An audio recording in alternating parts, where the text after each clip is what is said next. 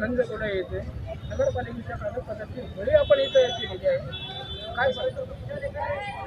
लातूर शहरातल्या पथविक्रेते आणि हॉकर्स यांचा विषय हा गंभीर विषय आहे. गेल्या अनेक दिवसापासून यांचं काय म्हणतात त्यांच्या पोटाचा निर्णय लवकरात लवकर महानगरपालिकेने घ्यावा या संदर्भातले आम्ही निवेदनं दिली, आंदोलनं केली, मोठमोठी आंदोलनं केली, परंतु महापालिकेचं एक साधा पत्रव्यवहारसुद्धा त्यांनी केलेला नाही. त्यांना या बाबतीतलं गांभीर्य कळालं नाही. लातूर शहरातलंच नव्हे तर लातूर गंजगोलाई भागात जी बाजारपेठ आहे या बाजारपेठेतल्या ज्या मागण्यासंदर्भातले आम्ही निवेदनं दिली, मोर्चे काढले, धरणे दिले, सगळं करूनही महानगरपालिकेचा हलकटपणा, महानगरपालिकेचा जो हिटलरी कारभार आहे त्यांनी उलट इथल्या लोकांना देशोधडीला लावलं, त्यांच्या पोटावर बुलडोजर फिरवलं आणि इथले मोठे व्यावसायिक हाकलून यांच्या ज्या जागेवरती पे अँड पार्कचे बोर्ड लावते. हा किती निस्तेचा कळस आहे. अरे जगा म्हणून तुम्ही हेल्मेटची सक्ती करताय आणि इथं बुलडोजर चालवून तुम्ही पे अँड पार्क म्हणजे ही कसल्या पद्धतीची तुम्ही वसुली करताय. इंग्रजांच्या काळात सुद्धा अशा पद्धतीची वसुली झाली नाही. ब्रिटिशांच्या मुघलांच्या काळात सुद्धा अशी झाली नाही. जिजिया कर वेगळ्या पद्धतीचे कर तुम्ही लागताय. या लोकांच्या पोटावर लात मारून तुम्ही असले टेंडर काढताय, पे अँड पार्कवाले तुम्ही निर्णय घेताय. या निर्णयाचा आम्ही निषेध नोंदवलेला आहे आणि या पत्रकाचा आम्ही हे जे टेंडर दिलेलं आहे ते रद्द करण्यात याव्यासाठीची आम्ही निषेध म्हणून आज याची होळी करून आम्ही निषेध नोंदवले.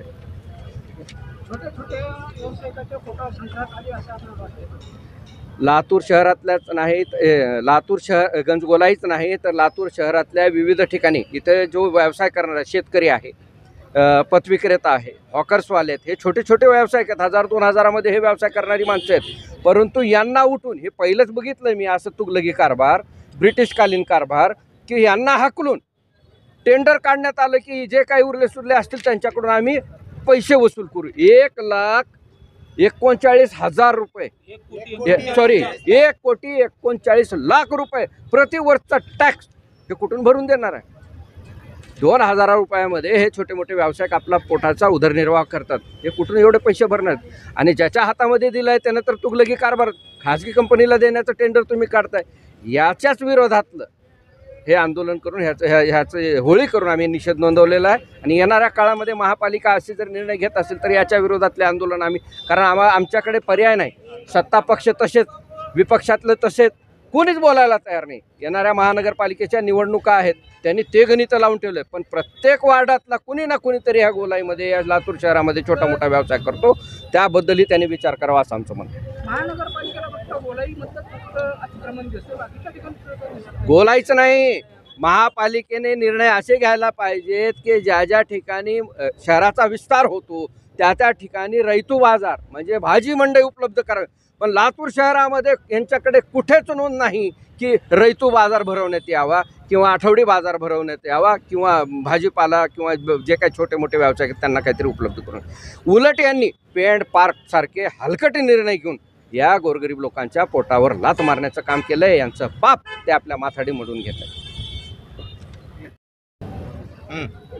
चालू होगा सर, कल हमारे गाड़ी लेके गए, अभी तक 12 गाड़ी जमा है. वहाँ गाड़ी लाने भी गए तो ये साहब नहीं वो साहब नहीं बोल रही. क्या करके खाना है क्या? बच्चों को चोरिया करने लगाना क्या? कल बच्चे ने टेंशन में हाथ काट के लिया तो भी उनको कुछ असर नहीं पड़ा. कमाने वाले हम 400-500 रुपये, इनको कब तक पैसे भरने का? हम कुछ तो निर्णय है कि नहीं है? बोलो इंसाफ. ये महानगर पालिका वाले ने करे तो करे परेशानी, पुलिस वालों भी वैसा कर रही. रहम तो थोड़े दिल की नहीं है अपना. गाड़े यहाँ से यहाँ अलॉट नहीं बोल रही. हमारा यहाँ पे बचपन आ गया, हम गाड़ा आज से नहीं लगाते, 30-40 साल से गाड़ा लगाते. 10 गाड़ी लेके गए बोलो. 12 गाड़े हैं अभी तक मेरे जमा.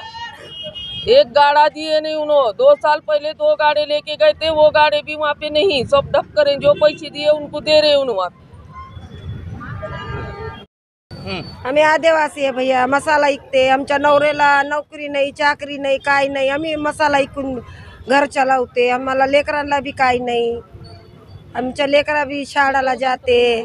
आमचे लेकरे बारके. आम्ही गोलाईला इथं बसते. 10 रुपयाचा 20 रुपयाचा मसाला इकते. आम्हाला काही नाही. दुसरं आम्हाला व्यापार काही नाही. फक्त आम्हाला मसाल्याचा व्यापार झाला की आता काय.